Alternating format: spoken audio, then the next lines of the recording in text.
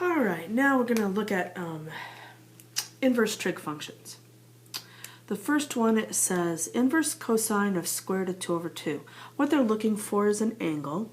So I remember the inverse cosine is only defined in the top hemisphere between 0 and pi. I know that cosine is square root of 2 over 2. It's positive in the first quadrant, and it's square root of 2 over 2 right here in the middle. And in radian measures, that would be pi over 4. So that is going to be our answer, is pi over 4. The next problem says, where is inverse tangent negative 1?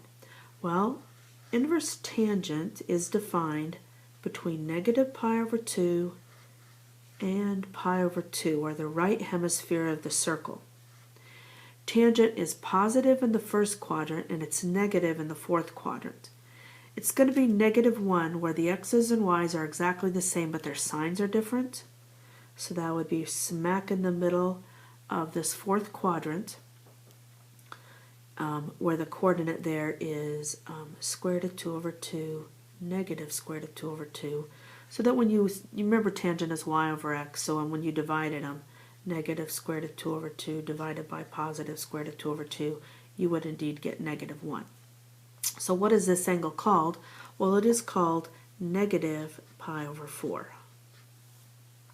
Because it's in this fourth quadrant. This is negative pi over 2, negative pi over 3, negative pi over 4, negative pi over 6, 0, and then pi over 6, pi over 4, pi over 3. All right, the next section here says the inverse cosine of the cosine of pi over 10.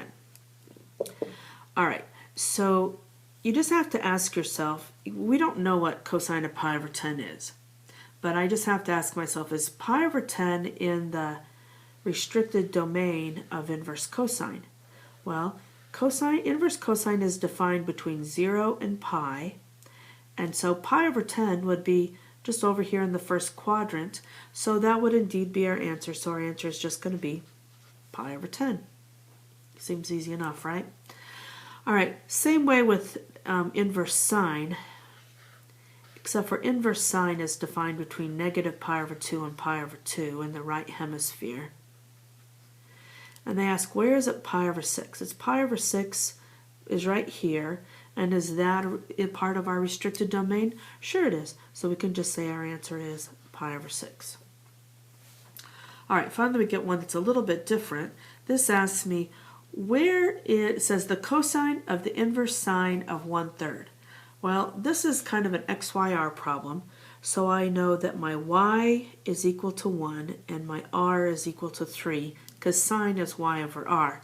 I'm looking for cosine, which is x over r. Okay, so I already know y is 1 and I know r is 3, and what I don't know is what x is equal to. But I can just do that using Pythagorean theorem, so I could say x squared plus 1 squared is equal to 3 squared, or x squared plus 1 is equal to 9, or x squared is equal to 8, or x is equal to, take square root of both sides, plus or minus square root of 8, which is 2 root 2. All right, and so cosine is x over r.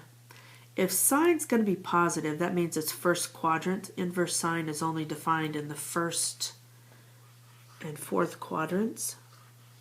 So if it's positive, it has to be first quadrant where everybody's positive. So that lets me know x is going to be positive for our cosine here.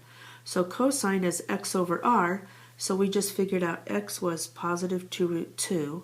So my answer will be 2 root 2 over r, because it's x over r, which is 3, and that will be my answer.